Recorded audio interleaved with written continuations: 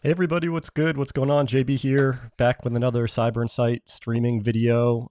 Today, we're going to be doing the second Juniper JNCIA Junos exam walkthrough.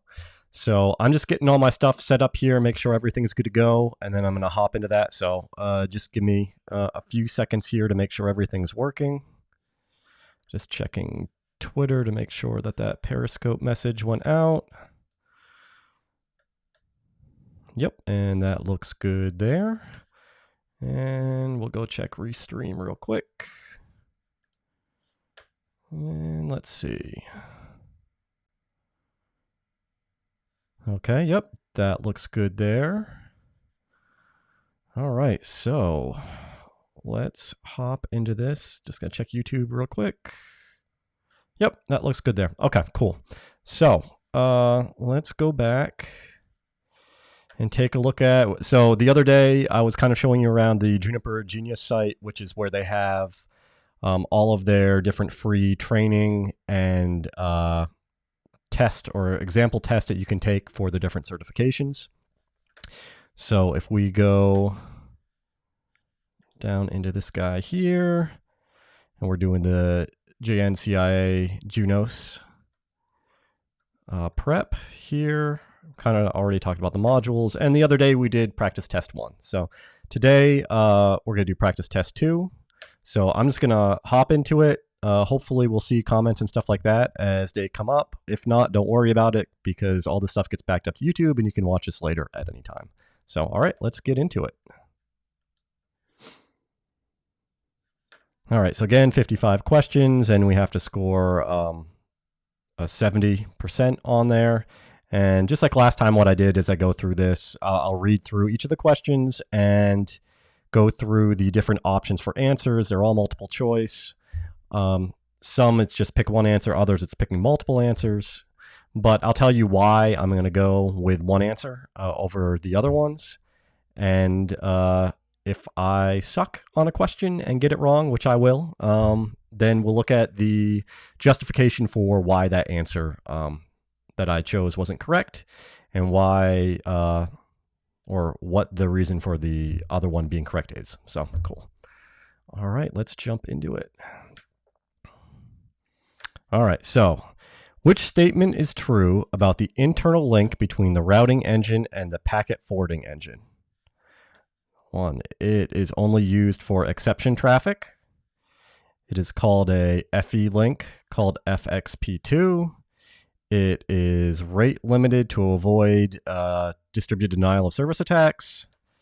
It is only used to send the forwarding table from the routing engine to the packet forwarding engine. So it's only used for exception traffic. Exception traffic is some of the traffic that goes over that. So that's like traffic that's going to the control plane. So like stuff that's maybe like SNMP traffic to the device, or login, like SSH login management stuff. So I think it does some other stuff. FXP2 is definitely incorrect. It's only used to send the forwarding table from the routing engine to the packet forwarding engine. So it does that as well as the exception traffic. So I think it's going to be, it's rate limited to avoid distributed denial of service attacks. Okay, cool. All right, let's look at the next one. How does a Junos device handle exception traffic? Exception packets are dropped by the packet forwarding engine. Nope. Exception packets are sent to the routing engine and are then dropped. Nope. Exception packets are sent to the routing engine for processing. That's going to be correct. Exception packets are processed by the packet forwarding engine. So as I mentioned before, what the exception packets are, those are going to be going to the control plane. All right. Let's see. Question 3. Which 2 Junos product lines are used for switching? Well, the EX series for sure. And the MX series is the router series. So it's definitely not that. I'm going to go their T series here. It's either the T series or the M series, but I'm going to lean towards a T and just see how it goes. All right. Oh, it's going to be the M series. Oh, really? Used for switching. Oh, okay. I guess because the MX routers can do switching. Okay. I was thinking that they were talking about are actually just switches, straight switches. Switches get stitches. Yeah, okay. Next. Which two Junos product lines are used primarily for security? So SRX for sure. And I feel like the QFX is a switch. So I'm going to go J series. We'll see. This might not be starting off so hot. Okay, got it. Good. Which two Junos product lines are used primarily for routing? Okay, well, the MX series, as I said before, and I'm going to go the MX and the M series. Ooh, we're going to see. I don't like questions on catalogs of which devices do what. Let's get to the CLI questions. Let's see. All right. Whew. MX and M series are primarily used for routing. Okay. Which two statements are true about the Junos OS? Choose true. Choose two. There are two variants of the OS, one for the service provider and one for the enterprise. All variants of Junos are based on the same base level software. Junos OS images are platform specific. They are not platform specific. All Junos platforms run the same image. Let's go for all variants of Junos are based on the same base level software and all Junos platforms run the same image. Okay. I guess those are kind of contradictory. Let's see. Oh, that's cool. Hey, we just had a comment come in. Yeah, first time doing this, having the comments come in from the different social media platforms. So these are coming in from YouTube. Yeah, glad it's helpful. I hope I tried to find some stuff on YouTube,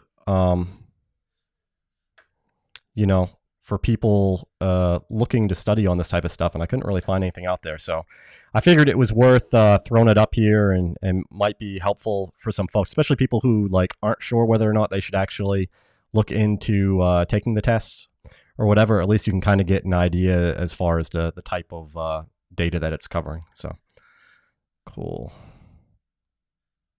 All right, let's see why this was incorrect. All variants of Junos OS are based on the same base level of software. Junos OS images are platform specific. The source code is based off of Junos, right? The image for the platforms are platform specific and implement some features and services differently. All right. I mean, I guess if you're talking about MX routers compared to SRX firewalls, there's probably some stuff based off of the licensing that you can do in one that you can't do in the other. So, all right, we'll take it. Next question. You are in configuration mode at the top of the hierarchy. How would you save your configuration to a file on the router?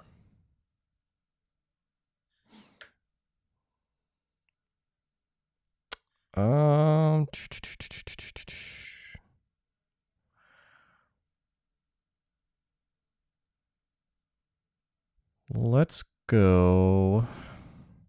Don't think it's save run. And I don't know that it's save file name. I feel like it's going to be save configuration file name. But honestly, I don't know that I've ever used that command before. Whenever I'm saving a configuration, it's always just a commit statement. So I don't know. We'll see. Oh, okay. So just save file name. The save command allows you to save a portion of your candidate configuration based on where you are positioned within the configuration when you enter the command. This file is created. The file that is created is saved to your login user home directory. Okay. Cool. Let's see. Next question. Which two CLI commands allow you to move between different configuration hierarchies? Up is definitely one. And edit. Let's see. That is correct. Okay. Which key could you use to auto-complete a command in the Junos CLI? We're going to go spacebar on that. Spacebar or tab, depending on what you're trying to do. All right. Let's see. Question 10. You have made changes to the candidate configuration. Which action will make the router apply these changes?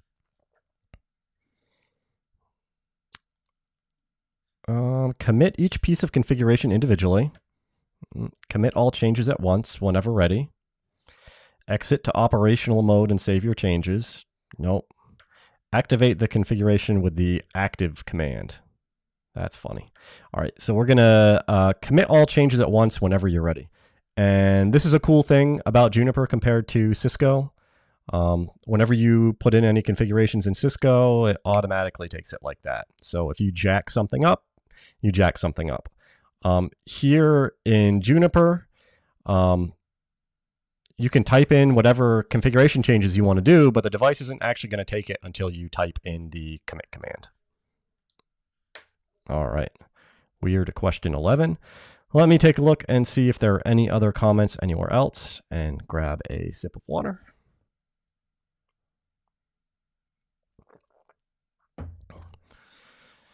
All right, let's see if there's anything over here. Just checking comments, other places, making sure. Okay, it looks like, so my eCam stuff is actually doing a pretty good job of grabbing the comments from YouTube, so that actually makes me happy because I wasn't sure that that was going to do that properly. Let's see.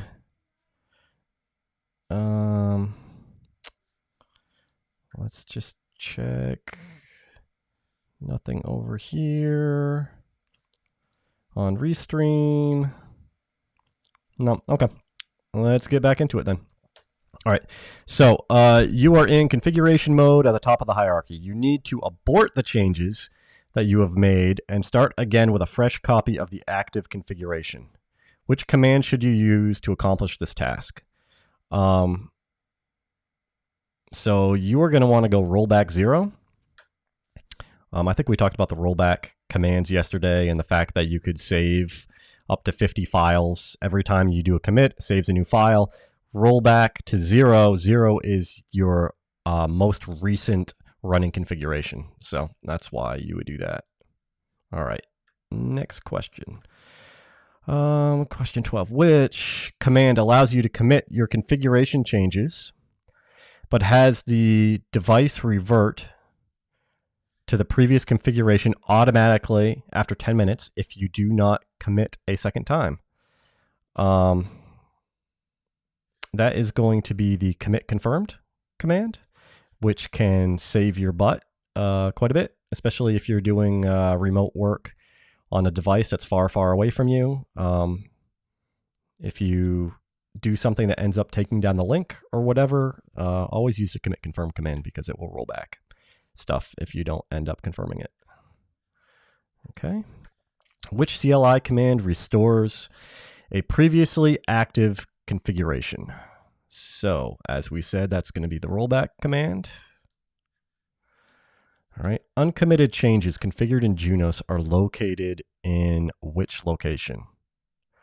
So you have a candidate configuration and an active configuration. Active configuration is what the device is currently using, and the candidate configuration is where all your changes are when you're in edit mode that you've put in before you hit the commit command. So what is the maximum number of rollback files for a Junos device can store? We already mentioned that. That is 50. Which method loads the configuration that was active before your last commit? Okay, so before your last commit. So that is going to be rollback. It's not going to be 0 because 0 was your last. So before your last is going to be rollback 1. Okay. Which command allows you to verify the syntax and consistency of your configuration without actually activating your configuration? So you have a commit verify, commit check, check commit, commit no activate. It is either commit verify or commit check. And I think it's commit check. Let's see. Yes. Okay, cool. Which operational command allows you to compare two files stored on your router? Let's go file compare. No, compare. Dun, dun, dun, dun. I don't know on this one. I'm kind of stuck on this one. This is one of these ones where I would, if I was in the device, I would do some question marks and some tabs and see what I can get. But since I'm in a test, I have to choose one, even if I'm going to choose the incorrect one. I want to say it's a compare. And I think I should be able to go compare and the file name to another file name. File compare files is the first one I was looking at. Dang it. Oh well. The file commands in the Junos OS allow visibility into the system. For example, the file list command displays the files present in the directory where the user is currently positioned, similar to the ls command in Unix. Okay. File compare files, file A, file B. All right, let's see. Which two statements are true regarding interface properties? MTU and speed must be configured under the logical unit. That is incorrect. That's done under the physical. Physical parameters such as MTU, duplex, and speed are configured under the interface name. The interface name. IPv4 and IPv6 addresses are configured under the logical unit. That is correct. DLCI numbers, VPI, VCI values, and VLAN tags are physical parameters. I'm pretty sure you configure the VLAN tags underneath the logical unit. But you would configure the physical interface for VLAN tagging if you're going to do that. So let's go physical parameters such as MTU, duplex, and speed are configured under the interface name. Cool. All right. Which statement is correct about protocol families on an interface? Only one family is allowed on an interface. I'm going to say that's a negative because you could do IPv4 and IPv6 on the same interface. Only one address per family is allowed on an interface. That is incorrect as well because you can do multiple IPv4 addresses on an interface. Only one address per family is allowed on a given logical unit. Multiple families and addresses can be configured under the same logical unit. I'm going to go multiple families and addresses can be configured under the same logical unit. Cool. All right, time for a sip of water.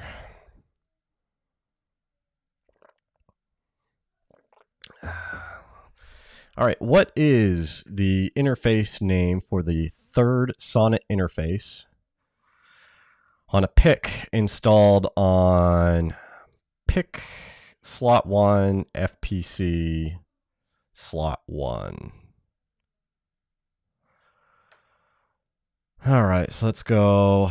It's going to be a SO interface for Sonnet.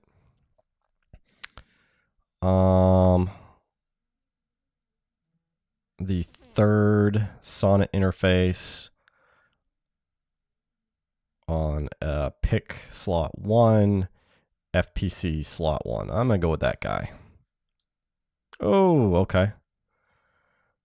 Let's see. Where did we... Oh, read that backwards. Damn it. That's going to be this guy, because the interface number is going to be on the end there.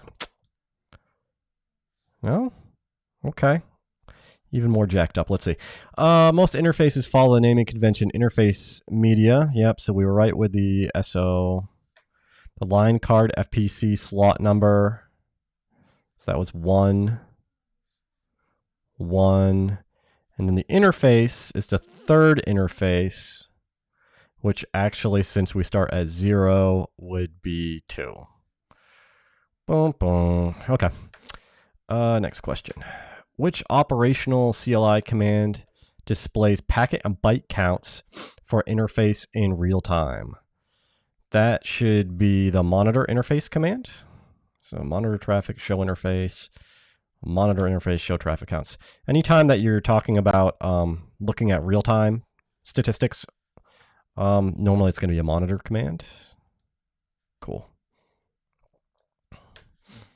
All right, which protocol family is required prior to assigning an IP address? Whoa.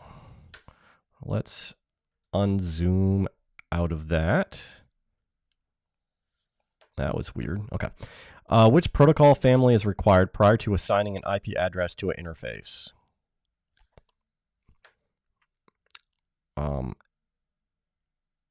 INET? Yep. Correct. And if it was IPv6, it would be INET 6. Which command configures an address of 192.168.1.1 with a subnet mask of 255.255.255.0, so /24, on interface GE000. So the way that the hierarchy works here with Junos is you're going to do it from the interface first. So you wouldn't be putting the IP there. It would be set interface. And then the interface that you have there. Again, we would never be putting IP4 there. So the default unit, especially when you're not doing any type of VLAN tagging or anything, is unit 0. Family, as we mentioned, INET for IPv4, and then the address with the CIDR notation. So let's go with that guy. Okay. Which statement is correct about logical units on Junos device interfaces? Logical units are used only when a layer 2 identifier, such as a VLAN, is present. That's incorrect. A logical unit of 0 is required when using a frame relay DLCI. I think that is incorrect. A logical unit is always required. I think that might be correct. Logical units are not required unless ATM or 802.1q VLAN tagging. I'm going to say a logical unit is always required. Okay. After issuing the show interface terse command, you notice that the status of one interface is up, down. What does this status indicate? Layer 1 on the interface is up, but layer 2 is down. Layer 2 on the interface is up, but layer 3 has not been configured. The interface is administratively up, but the link status is down. The interface is up, but has been administratively turned off. Let's go. The interface is administratively up, but the link status is down. Cool. And that would be very similar to Cisco. All right. How many IP addresses can be configured on a given interface?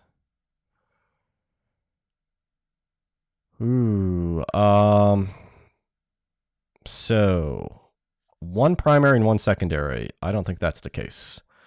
1, I don't think that's the case. As many as you want. I don't think that's the case. One primary and multiple secondary. I'm going to go with that because I'm pretty sure. I'm trying to think back. I know that I've done a primary and secondaries before, and I'm pretty sure that I've done multiple secondaries. So I'm comfortable with that. Oh, no. As many as you want. There's no limit to the number of IP addresses that can be configured on an interface. Okay. Which of the following commands will configure the maximum transmission unit, MTU, size of a fast Ethernet interface? So again, we said it's going to be a set interface, and then the fast Ethernet configuration. Now, we talked before about MTU being something that's done under the physical interface and not the logical. So we know that going under unit 0 here is going under logical, so it won't be that. So that leaves us with this guy and this guy. And since that guy started trying to go for a sub interface, I'm going to say that is not correct. We're going to go with that one. Cool. All right, which two statements are correct regarding logical units on Junos devices? Choose two. Logical units are always required for any interface configured with a logical address such as IPv4 and IPv6. Okay. Ethernet interfaces can be configured to use any logical unit number regardless of whether 802.1q VLAN tagging is enabled. Logical unit numbers must match the DLCI or VCI numbers configured on the interface. That is not correct, but that's a best practice, I believe. Logical unit 0 is the only value allowed on interfaces running HDLC and PPP encapsulation. I'm going to say that's incorrect too.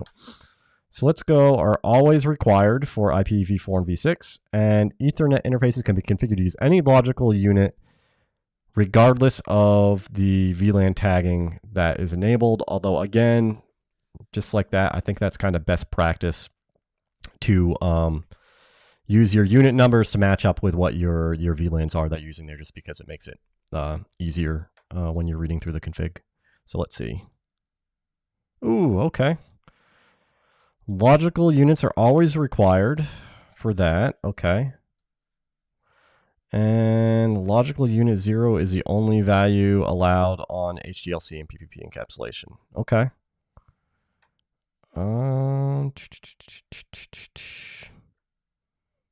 All right, got that one wrong. Take a note on that.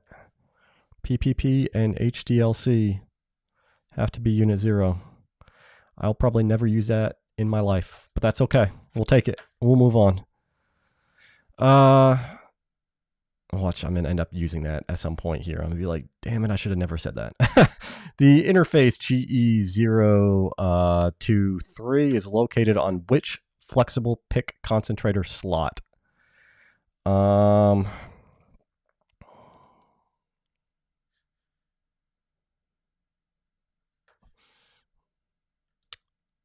It is either going to be 2 or 0. It's going to be 0, yeah.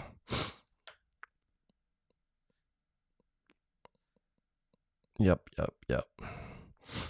I always get those first two somewhat confused a little bit.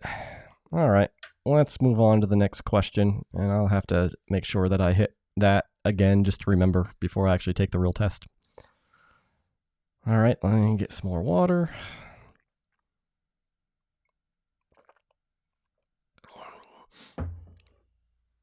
All right, let me see any comments anywhere. Missing out on anything? Doesn't look like it. Looks like we're good there.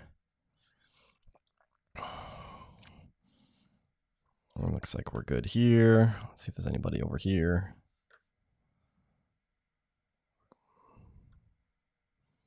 Oh, that looks good.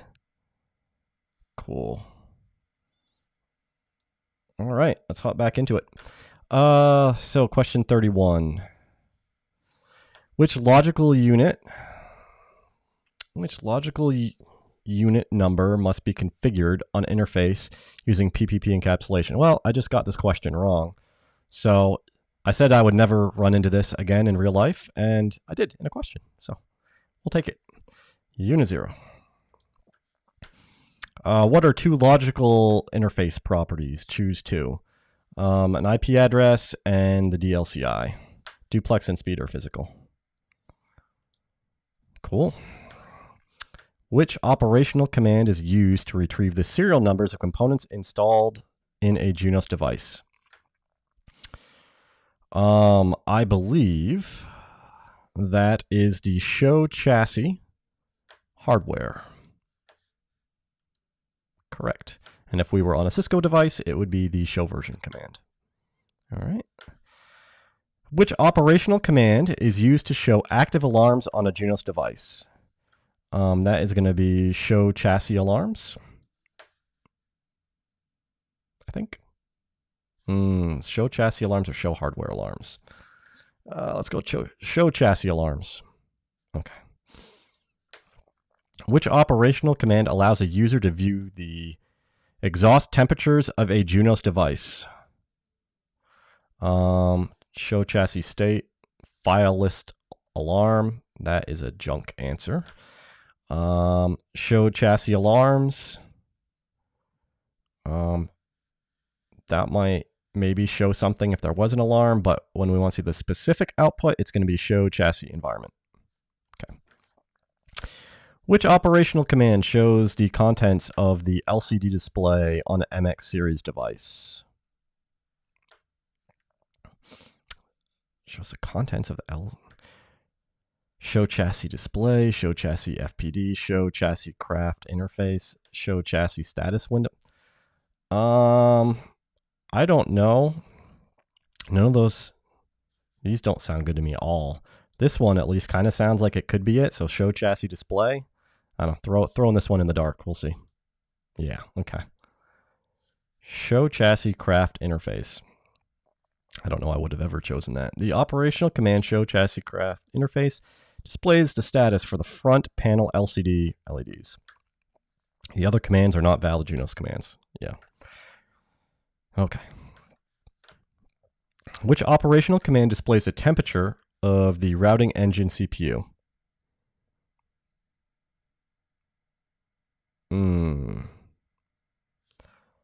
Thought we just did a show chassis temperatures command.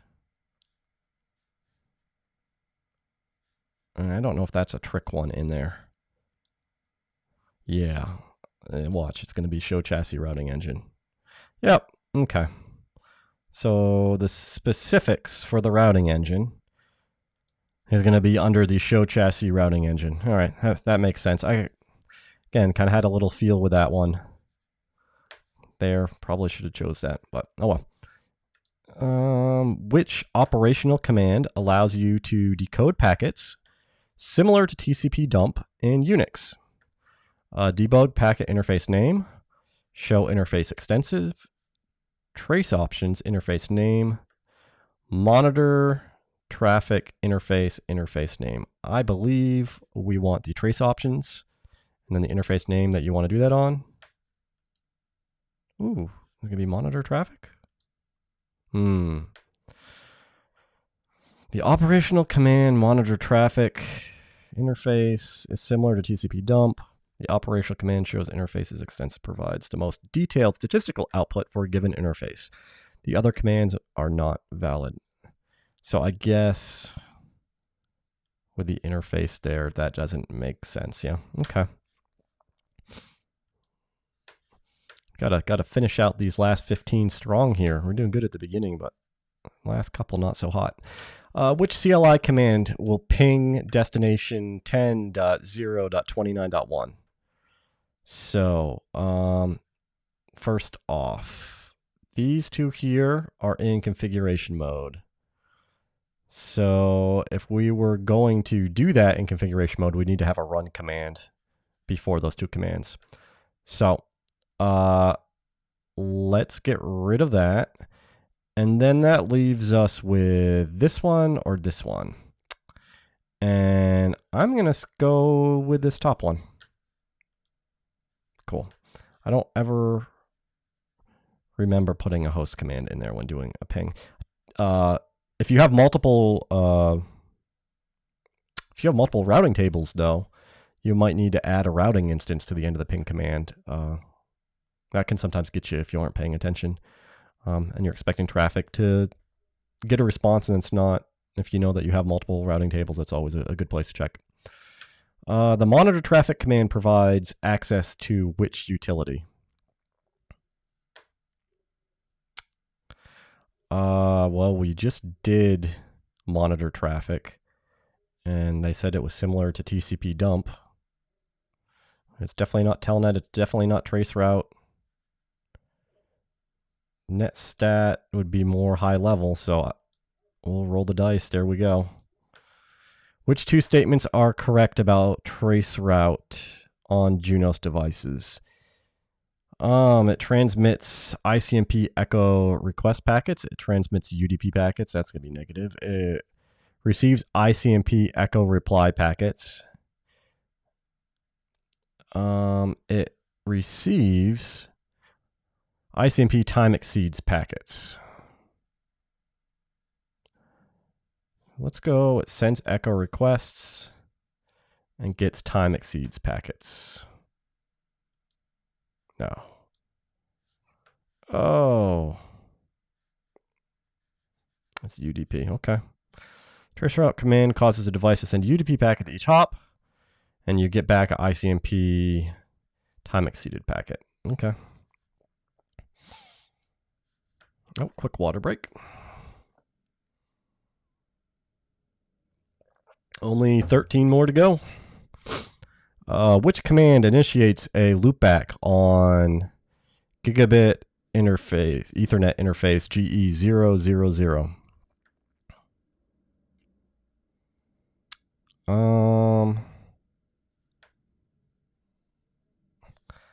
I feel like it might be that.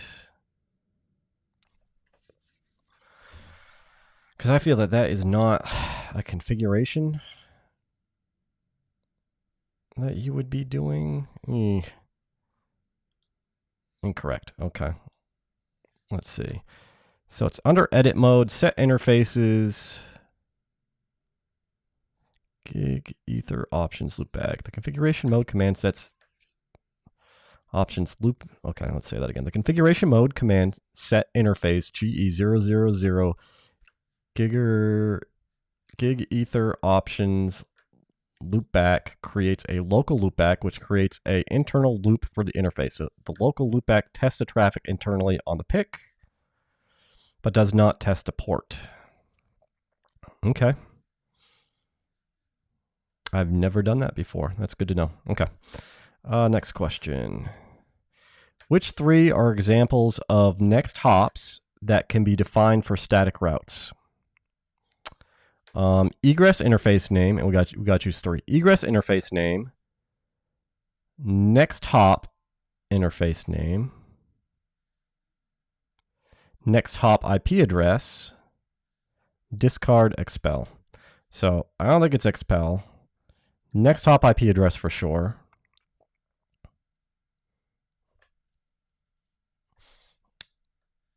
Discard, I feel that we could do to dev null a route. Next hop interface name. Uh-oh. Egress interface name. Okay. That one and that one is kind of tricky. Because I kind of was reading that like it was the egress, but that's okay. All right, let's move on. Which statement accurately defines the role of a qualified next hop? It is any alternative path for best effort traffic.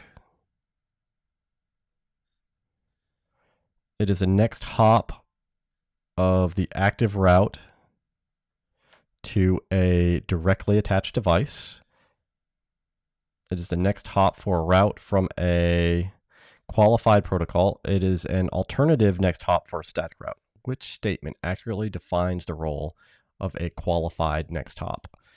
I'm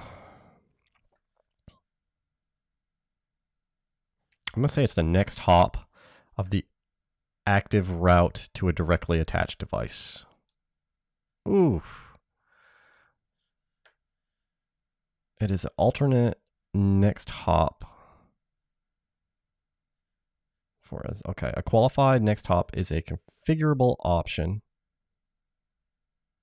for static route that allows a static route to have oh, this is when you have like almost like a weighted static route or a static route that has multiple. Yeah, okay. Qualified next, let me read that. A qualified next hop is a configurable option for a static route that allows a static route to have multiple next hops.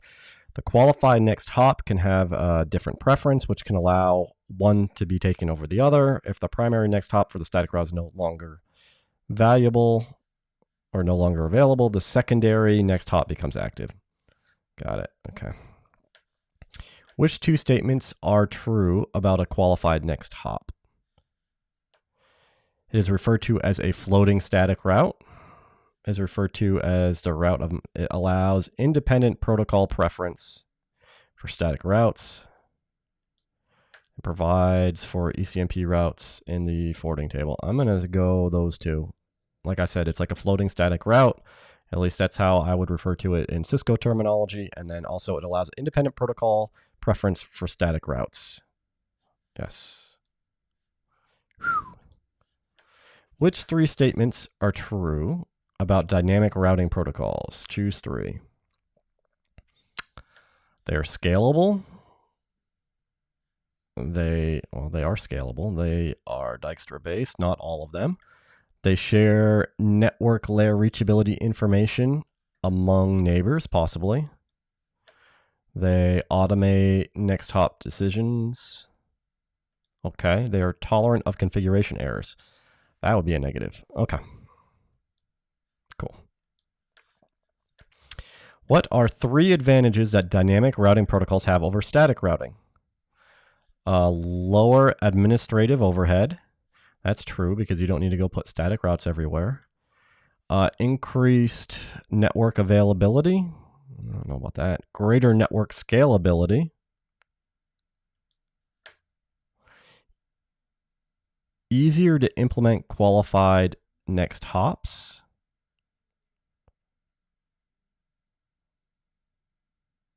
Easier ECMP route implementation.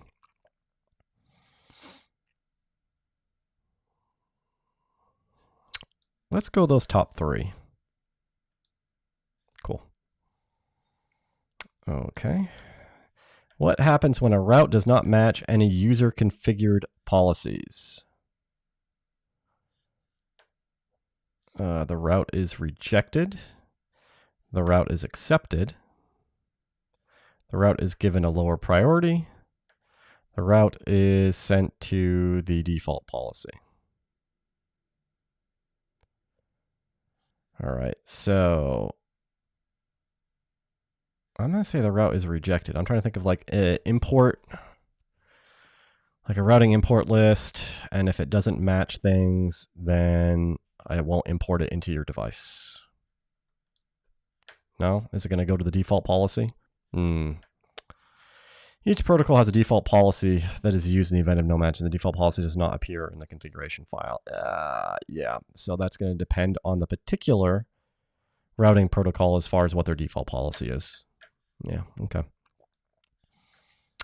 Let's see. Given the policy shown in the exhibit, which action will be taken when a static route to 172.10.16.0/24 is evaluated? Let's see. All right, given the policy shown in the exhibit, which action will take place when a static route to that address is evaluated? Term 1 from protocol OSPF. If it's from OSPF, you give it a preference of 110. If it's a static route, then you accept it. If it is a static route that is more specific than that, then reject it.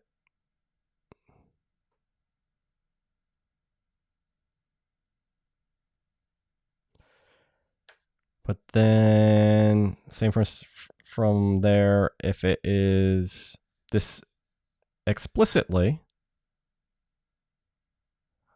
then next policy. Well, I think you're going to get caught on this guy here, and I think it's going to reject it. Let me see if that all makes sense in my head. So that's saying or longer, so that means 16 going towards 32. And that's a 24, so yeah, let's go reject. Oh, okay.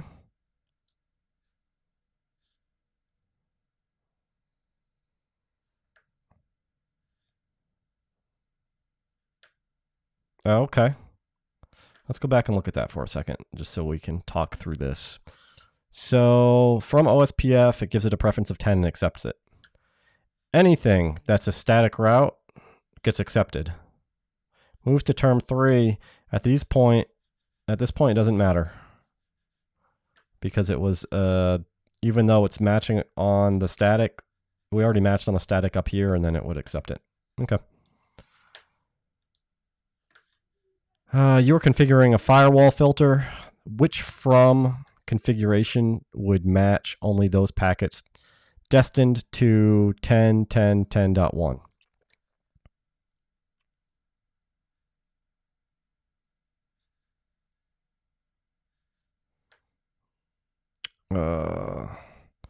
Set term 1.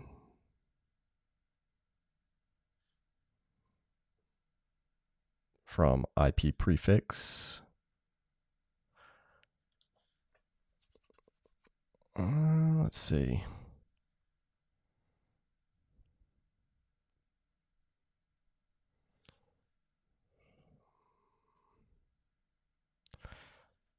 Let's go with this guy. Cool. All right. 4 more.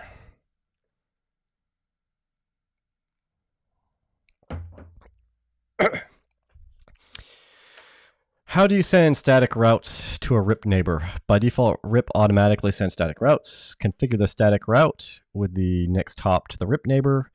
Configure redistribute static under the edit protocol's RIP hierarchy. I think that's going to be it. Apply an export policy within RIP that matches on the routes and then accepts them.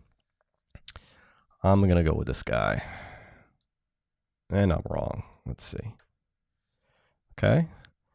Apply an export policy within RIP that matches the routes and then accepts them. To advertise routes from one protocol to another, you must specify an export policy under the protocol into which you are redistributing the routes. Okay.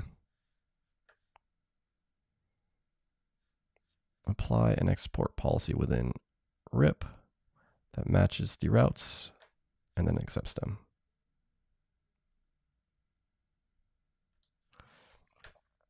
Which 2 statements describe the default routing policy for BGP? Advertise only locally originated routes, accept all BGP routes and import into INET 0. Advertise all active BGP routes. Advertise only eBGP routes.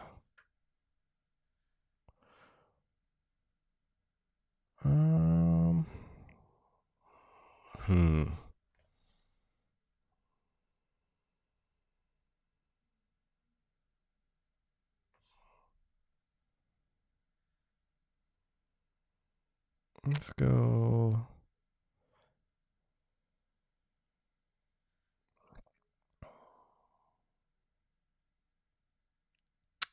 So some of these contradict each other. Let's see if we can work through this. Advertise only locally originated routes.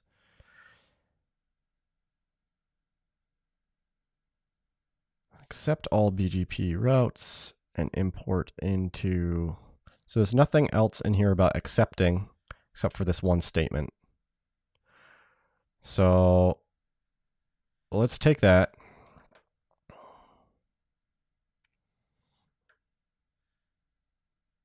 Advertise only external BGP routes. Don't know about that. Advertise all active BGP routes. Advertise only locally originated routes.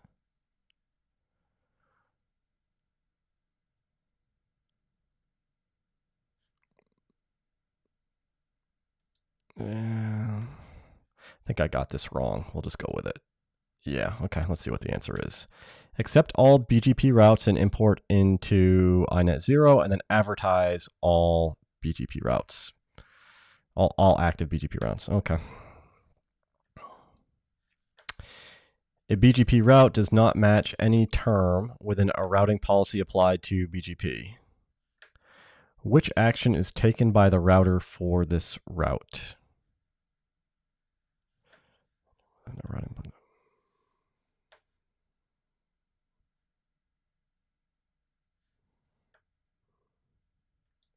It discards the route by the default routing protocols policy. Yeah. Nope. Oh, man. If no match exists, when evaluating the configured routing policy, the BGP default policy is used to advertise the route. Okay. I'm going to have to hit up these routing protocols a little bit here before we go on and take the next test. Let's see. A packet has a source IP address of 20.2.2.1 and a destination address of 10.1.1.1. Given the firewall filter shown in the exhibit, which configuration change should be made to the filter so that this packet will be counted and discarded? Okay, a packet has a source IP address of 20.2.2.1 and a destination of 10.1.1. Given the firewall filter shown in the exhibit, which configuration should be made to the filter so that the packet will be counted and discarded?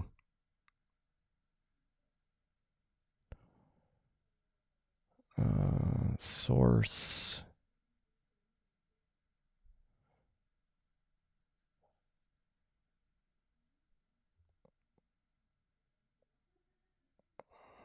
Let's see what we got. We got anything going to here. 10.1.0. So that covers that too. Log and reject. We don't want reject though, we want discard. From destination is then going to accept, okay. From that subnet that matches.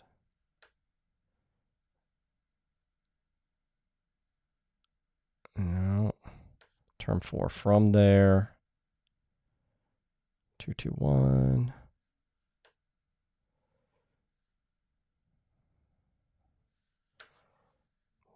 So this looks like it does what you want it to do down there. Okay, so we're going to have to move. We're going to need to move 4.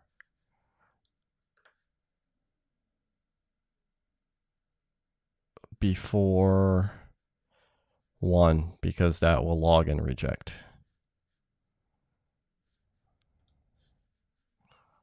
Before 3. Yeah, we'll move it before 1. Cool. All right, the routing policy shown in the exhibit has been applied as an export policy under protocols OSPF.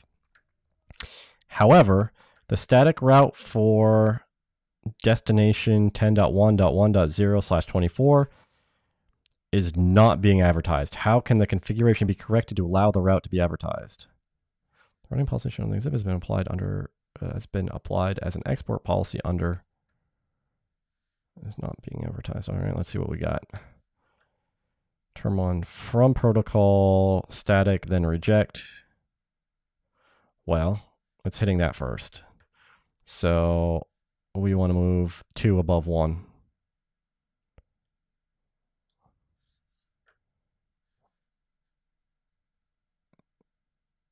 Insert term 1 after term 2. I think that's what we're going to do. Yeah. Cool. Oh, this one's going to be close. Let's see. I think I missed a lot at the end. Yeah. Yep. I was doing good the first half, and that last, once we started getting into the routing protocol stuff, I need to brush up on that a little bit. So cool. Let me go see if there's any comments or anything around here before I get off of here. Let's see, nothing there. Cool. All right. Well, hey, I appreciate everybody stopping by. I hope this is helpful. I'm actually going to go study for this stuff now because I did the training earlier this week, but haven't done any studying prior to taking these tests. So I'm going to go and hit up the stuff that I missed on the first 2 tests and kind of focus on those a little bit. And then I'm going to actually take the exam that if you get a 70 on or above, then you get your voucher to go take the test. So I'm going to get ready for that. I'm obviously not going to stream that because that's real and want to keep kind of the confidentiality of that. But I'll let you know as soon as I pass that, and then we'll start moving on towards actually taking the real test and then moving on to some of the other associate certs. So, all right. Well, hey, I hope everybody has a good evening, and we'll all talk soon. All right. Take care.